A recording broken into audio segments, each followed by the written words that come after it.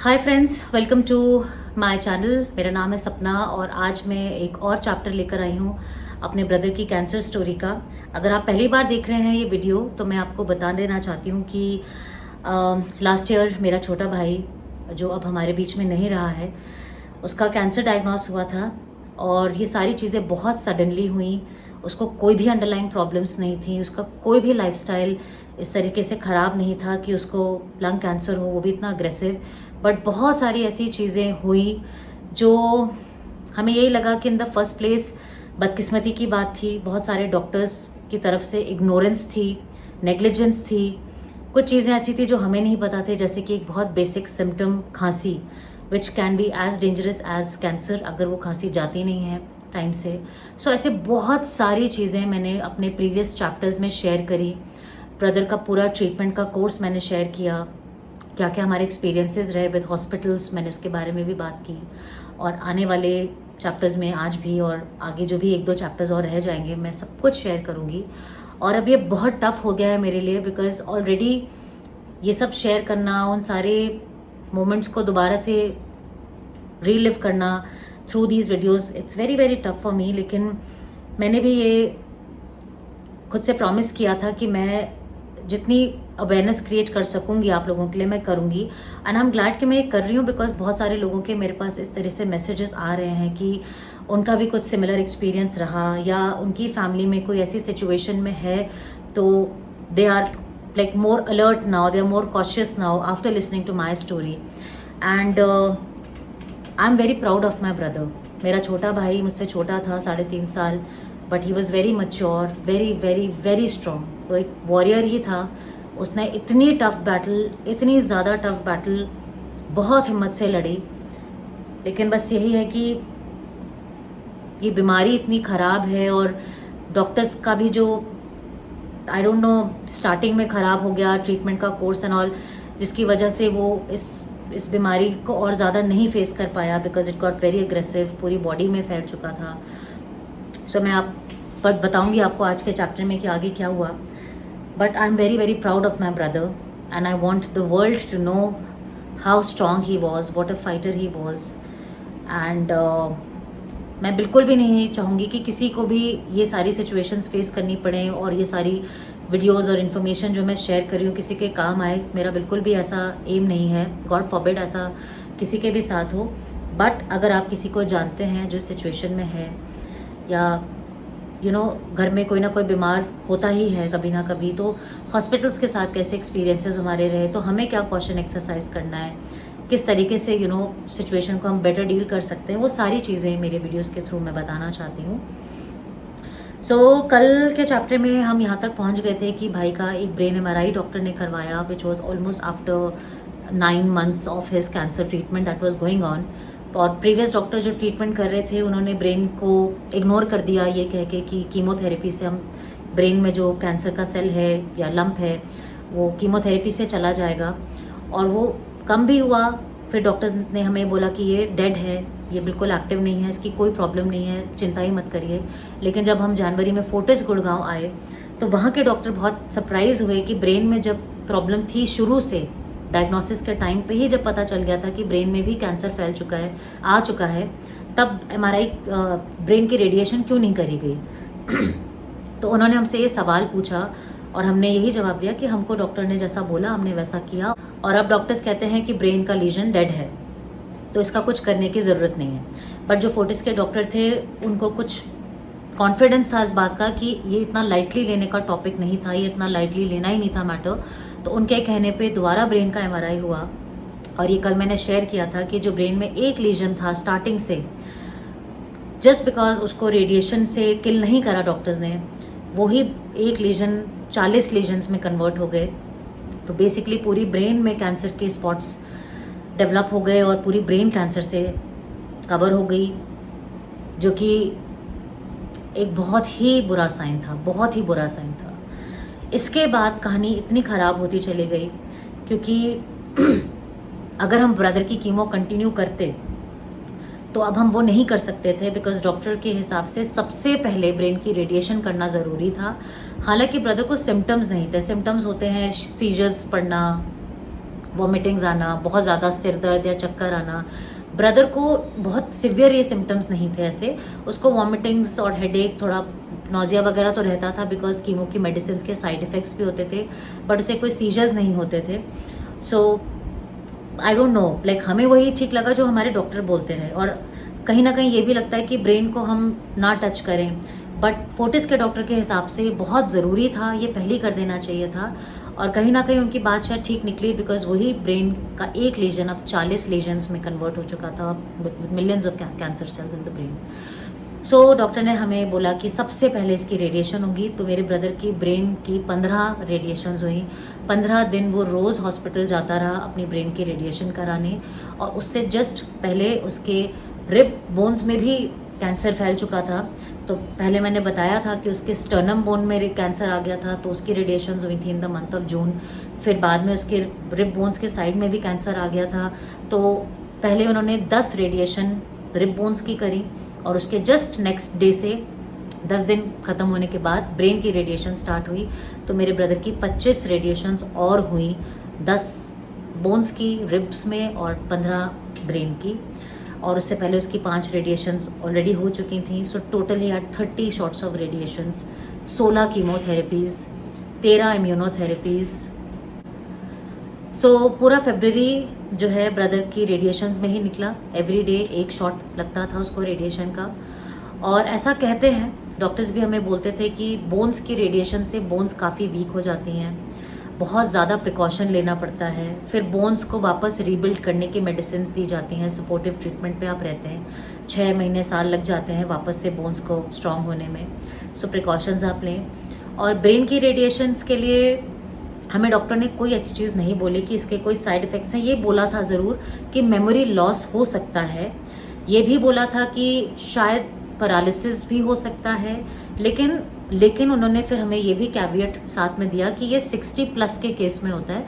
जो old age के patients हो जाते हैं उनके केस में ये ज़्यादा प्रॉबेबल होता है कि ब्रेन रेडिएशंस की वजह से मेमोरी लॉस हो सकता है या बॉडी पैरालाइज हो सकती है। लेकिन ब्रदर बहुत यंग था, ही वॉज ओनली 36-37 जब ये सब चल रहा था। तो ब्रदर के केस में दे सेट कि इतना नहीं चांसेस हाई हैं, तो रिस्क नहीं है इसमें, तो हमें कराना तो पड़ेगा। So we went ahead with radiations. अब हमको ये नहीं मालूम है कि ये रेडिएशंस के साइड इफ़ेक्ट की वजह से हुआ कि क्या हुआ, बट मेरी एक और फ्रेंड है जिनके ब्रदर की भी ब्रेन रेडिएशंस हुई थी, उनको भी कैंसर था, और रेडिएशंस के बाद तुरंत बाद उनके लंग्स में पानी भर गया था।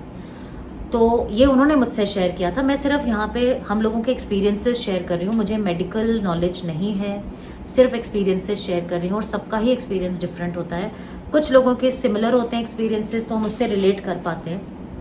सो जैसा मेरी उन फ्रेंड ने बताया कि उनके ब्रदर के जब ब्रेन रेडिएशंस हुई थी तो उनके लंग्स में उसके बाद पानी भर गया। सेम चीज़ मेरे ब्रदर के साथ हुई।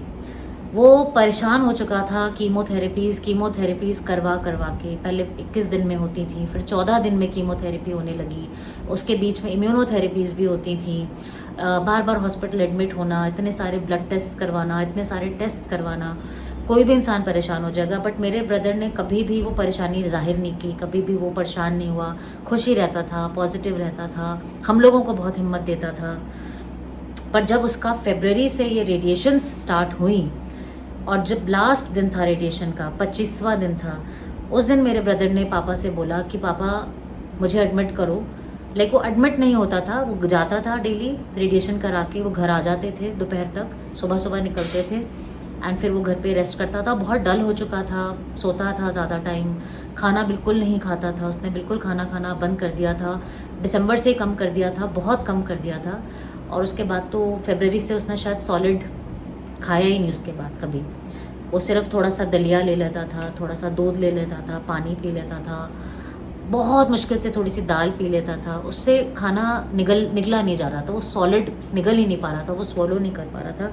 मतलब उसको खाने से एक एपैथी हो गई थी, एक अवर्जन डेवलप हो गया था कि वो खाने का नाम सुन के ही बहुत ज़्यादा घबरा जाता था, बहुत ज़्यादा परेशान हो जाता था कि खाने का नाम मत लो। आई डोंट नो उसको इतनी क्या अंदर तकलीफ थी। तो जो 25वां दिन था, लास्ट दिन था ब्रेन रेडिएशन का, उस दिन वो पापा से बोला कि पापा मुझे बिल्कुल भी अच्छा नहीं लग रहा, बहुत ज़्यादा घबराहट हो रही है, बहुत ख़राब लग रहा है, ऐसा लग रहा है कुछ हो जाएगा मुझे, तो आप मुझे एडमिट करो आज, हम हॉस्पिटल जाएंगे तो आप मुझे आज एडमिट करवा दो। सो करवाया उसको एडमिट, डॉक्टर्स ने चेक किया, सब किया, तो पता चला उसके लेफ़्ट लंग में 2.5 लीटर फ्लूइड भर चुका है। And that is a very risky thing, it's called pulmonary effusion. And हमें रीज़न नहीं समझ में आ रहा था कि क्यों हुआ, कहाँ से पानी भर गया। तो जब हमने डॉक्टर से पूछा, ऑन्कोलॉजिस्ट से पूछा, रेडियोलॉजिस्ट से पूछा, तो सब ने बोला कि ये कैंसर की वजह से है, कैंसर इस तरह से फैल रहा है, इसलिए पानी भर रहा है बॉडी में। सो लंग्स में पानी भरने की वजह से उसको ब्रीदिंग प्रॉब्लम्स शुरू हो गई, वहाँ से वो ऑक्सीजन के सपोर्ट पे आ गया। एंड ऑक्सीजन उसकी काफ़ी कम हो जाती थी, 70s में चले जाती थी, और सपोर्ट के साथ फिर उसको उन्होंने जैसे तैसे मेंटेन किया, 90+ रहती थी। लेकिन उस फेज़ में मतलब ये हमारा शायद सबसे लाइफ का पूरा साल ही सबसे ख़राब फेज़ था, जो कभी भूल नहीं सकते। लेकिन फरवरी ऑनवर्ड्स जो ये फेज़ आया हमारी लाइफ का, ये हमारे लिए बहुत बड़ी पनिशमेंट रहा, क्योंकि ब्रदर का जब पता चला लंग्स में पानी भर गया है तो वो एडमिट हो गया। 15 दिन वो फोर्टिस में एडमिट रहा। उसके लंग्स में ICD डली है, एक पाइप डलती है, इंसर्ट होती है बॉडी में थ्रू नीडल, और उस पाइप से वो पानी खींचता रहता है और एक थैली में, एक सैक में वो पानी कलेक्ट होता है। तो वो फ्लूइड उसको पूरा निकालने में लंग्स में से 15 दिन लगे। 15 दिन वो एडमिट रहा।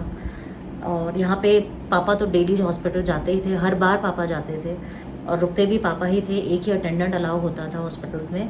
तो इस बार मम्मा ने भी परमिशन ली कि मैं भी रुकूंगी, बिकॉज अकेले पापा के लिए सब कुछ मैनेज करना बहुत मुश्किल था। और सिर्फ ये नहीं होता कि आपको पेशेंट को देखना है, बहुत सारी चीज़ें होती है। इंश्योरेंस, जो TPA है, थर्ड पार्टी एग्रीमेंट, इंश्योरेंस वाले अप्रूवल भेजने में 7-8 घंटे लगा देते हैं। कितनी बार ऐसा होता था कि हम लोग हॉस्पिटल में सिर्फ वेट करते थे फॉर आवर्स एंड आवर्स। मान लीजिए भाई का 2 बजे ट्रीटमेंट ख़त्म हो गया, कीमो हो चुकी है, फ्री हो गए घर जाने के लिए, लेकिन हम रात को 8-8 बजे तक, 9-9 बजे तक हॉस्पिटल में वेट करते थे।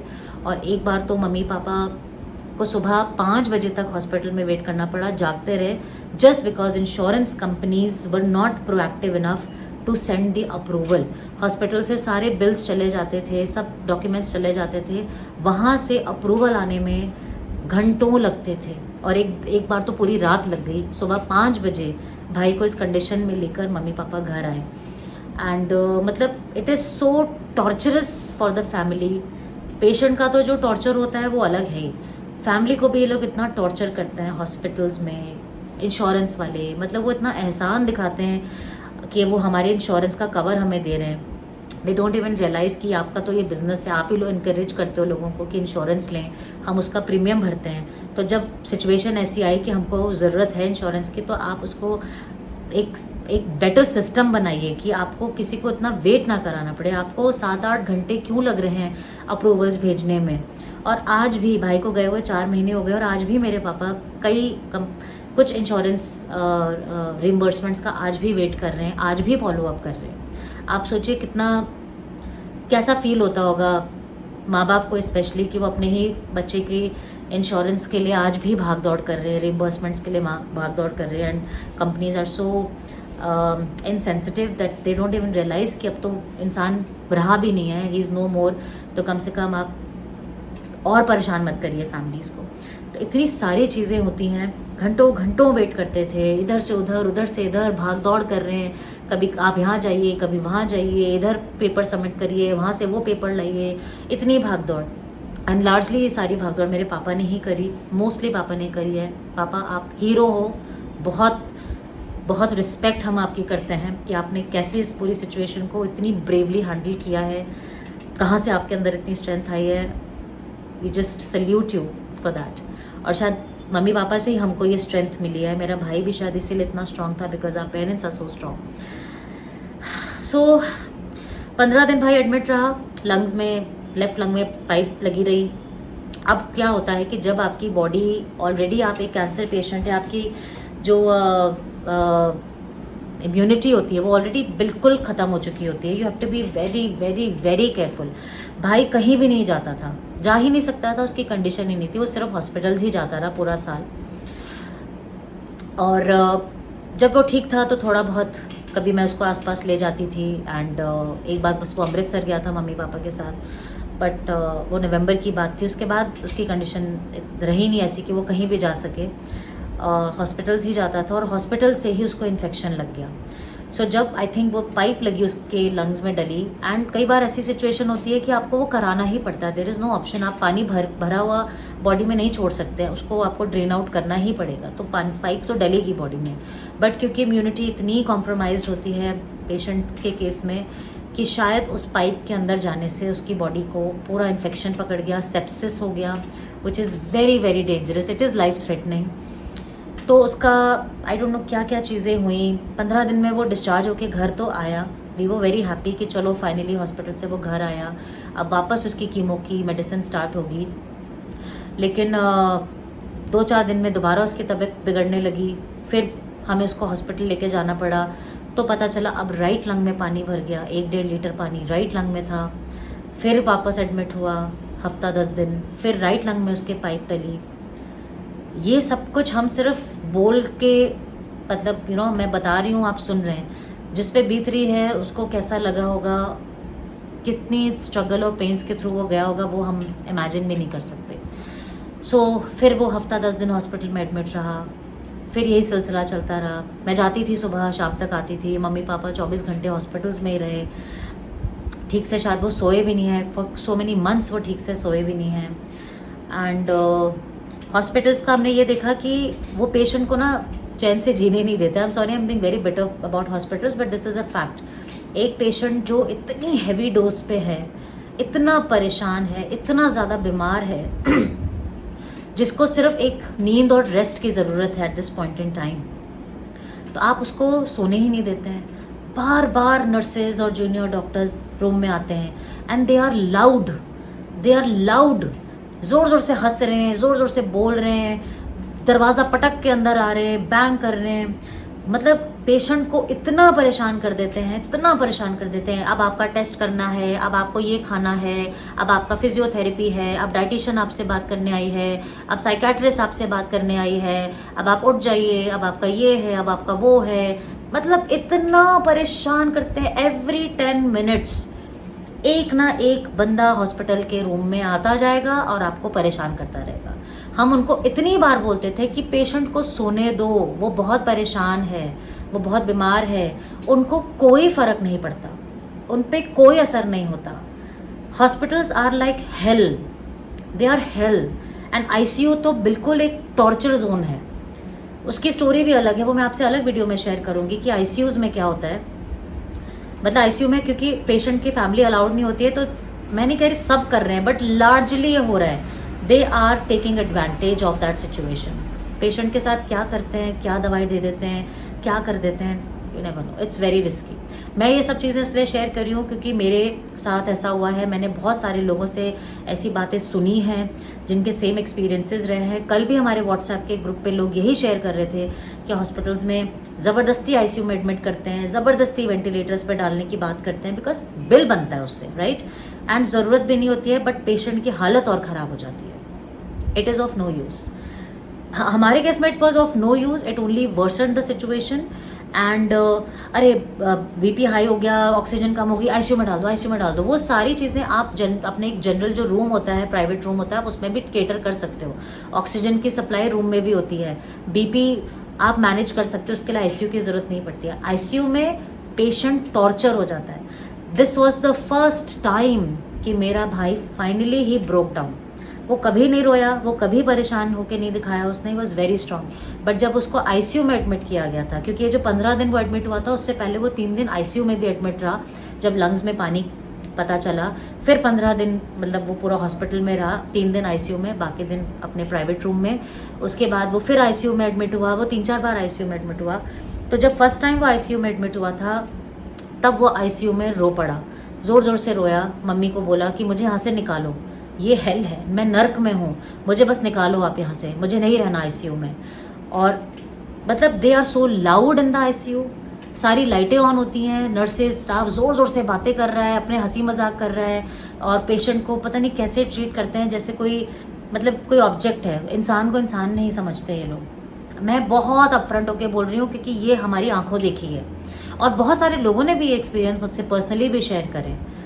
अगर हॉस्पिटल वाले सुन रहे हैं तो please be a little, behave like human beings, stop behaving like ruffians. You people, आपका जो जूनियर स्टाफ है ना, स्पेशली ये जो जूनियर नर्सेज, जूनियर स्टाफ है, they behave like ruffians, most of them 80% of them are like that. कुछ nurses अच्छी भी थी, वो बहुत सेंसिटिव थी, प्यार से बात करती थी, एम्पैथाइज करती थी, बट कुछ नर्सेज तो ऐसी थी जिनको काम भी नहीं आता था, उनको ड्रिप भी, उनको जो लगता है कनूला तक लगाना नहीं आता था। एक क्रिटिकल कैंसर पेशेंट को एक आप ऐसी नर्स भेज रहे हो जिसको कनूला लगाना नहीं आ रहा था, वो कुछ करी जा रही है, फिर छोड़ के जा रही है कि मैं किसी को बुला के लाती हूँ। 1 घंटे से वो गायब है, दवाई का टाइम हो रहा है, दवाई डालनी है, वो नर्स गायब है। और कहाँ है, देखा तो वो दूसरे रूम में दूसरे पेशेंट को केटर कर रही है, किसी और को भेजा ही नहीं उसने। कितनी बार ये एक्सपीरियंस हुआ हमारा, कितनी बार एक्सपीरियंस हुआ, कितनी बार जाके हम लोग उनको बोल कर आते थे कि आपका ये स्टाफ कितना रिस्पॉन्सिबल है, और इतना सामान भेज देते हैं रूम में, टिश्यूज़ और हैंड सैनिटाइजर्स और ये दवाइयाँ, वो दवाइयाँ, ये प्रोटीन पाउडर, फलाना ढिमकाना, लंबा चौड़ा बिल भेज के। उन चीज़ों की ज़रूरत भी नहीं होती है। पेशेंट तो कुछ खा ही नहीं रहा, पेशेंट तो कुछ पी नहीं रहा, पेशेंट को इन मेडिसिन की ज़रूरत भी नहीं है, डॉक्टर ने प्रिस्क्राइब भी नहीं करी, क्यों भेज रहे हो? Just to get the bills done, just to make money. इतना मतलब they exploit you like anything. बस आप एक बार पहुंच जाओ हॉस्पिटल, फिर आप देखो आपको वो नंगा करके ही भेजते हैं। That is the only thing I can say, and it is largely the case. खासकर जो इतने बड़े प्राइवेट हॉस्पिटल्स हैं, जो सो कॉल्ड बड़े पॉपुलर प्राइवेट हॉस्पिटल्स हैं, डॉक्टर्स अच्छे हैं, फैकल्टी अच्छी है, no doubt, but ground level पे बहुत सारी चीज़ें हैं जो बहुत ही डिस्गस्टिंग हैं, और सब लोग बोलते हैं, I am not the only one who saying, सब लोग यही चीज़ बोलते हैं, डिस्गस्टिंग है। सो मेरा भाई पूरा मार्च ऑलमोस्ट एडमिट ही रहा, 15 दिन होकर घर आया, 2-4 दिन में वापस हालत ख़राब हुई, फिर एडमिट हुआ ICU में, फिर उसको रूम में शिफ्ट किया, लंग्स में फिर राइट लंग में पाइप डली, अब उसके ऑक्सीजन का लेवल कम होता चला गया, वो सपोर्ट पे ही था, ऑक्सीजन पे ही था, लेकिन उसकी ऑक्सीजन 70s में आ गई, विद सपोर्ट 70s में रहती थी, धीरे धीरे करते करते 60s में आई, एक टाइम पे विद सपोर्ट ऑक्सीजन उसकी 36 भी हुई, लास्ट के दिनों की बात है, बट उसका ऑक्सीजन का लेवल अब 70s में ही रहने लगा प्रेटी मच, एंड डॉक्टर्स कहते थे ये रिस्की है, और लंग्स में जब पानी भर गया, देन डॉक्टर्स ने हमको फाइनली जवाब देना शुरू कर दिया, ऑन्कोलॉजिस्ट ने भी, रेडियोलॉजिस्ट ने भी, कि अब कुछ भी नहीं कर सकते, ये बिल्कुल आउट ऑफ कंट्रोल जा चुका है बॉडी का कंडीशन, डिजीज़ अब बस आप समझ लो ऐसे ही पूरी बॉडी में फैल रही है। और मेरे ब्रदर की पूरी बॉडी इतनी स्वेल हो गई थी, यू नो, ब्रदर जब बीच में गया था जयपुर, जब थोड़ा ठीक था, तो उसके कुछ फ्रेंड ने बोला कि यार तुझे तो देख के लग ही नहीं रहा तुझे कैंसर है, तू तो हेल्दी हो गया। लोगों को नहीं पता कि वो हेल्दी नहीं हुआ था, उसकी पूरी बॉडी में स्वेलिंग हो गई थी। ये एक सिंड्रोम होता है, और इस सिंड्रोम में क्या होता है कि आपके अपर पार्ट ऑफ बॉडी में ऑक्सीजन नहीं जाती, आपको सांस लेने में तकलीफ होती है, आपको इतना हैवी लगता है कि आपकी चेस्ट पे पहाड़ रखा हुआ है, और इस वजह से ऑक्सीजन ना जाने की वजह से आपकी नसें, आपकी आर्टरीज, वेन्स स्वेल हो जाती हैं, आपका चेहरा स्वेल हो जाता है। मेरे ब्रदर की आंखें इतनी सूज जाती थी, खुलती भी नहीं थी, फेस उसका इतना हो चुका था, वो स्वेलिंग थी, वो साइड इफ़ेक्ट्स थे मेडिसिन के, और वो साइड इफ़ेक्ट्स थे ट्रीटमेंट के, और कैंसर की वजह से ये होता है। तो कोई भी ऐसा कमेंट करने से पहले आप लोग सोच के बोला करिए कि तू तो हेल्दी हो गया है, तू तो मोटा ताज़ा हो गया। वो मोटा ताज़ा नहीं हो गया था, ही वॉज कम्प्लीटली स्वोलन, और लास्ट में आते आते उसका हाफ बॉडी स्वोलन था और हाफ बॉडी उसका स्केलेटन की तरह हो गया था। तो पूरा महीना मार्च का ब्रदर हॉस्पिटल्स में ही रहा।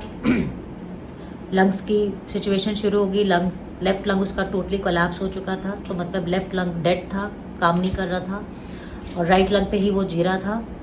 एंड बाकी की story I tell you in the next chapter which is tomorrow. Take care guys.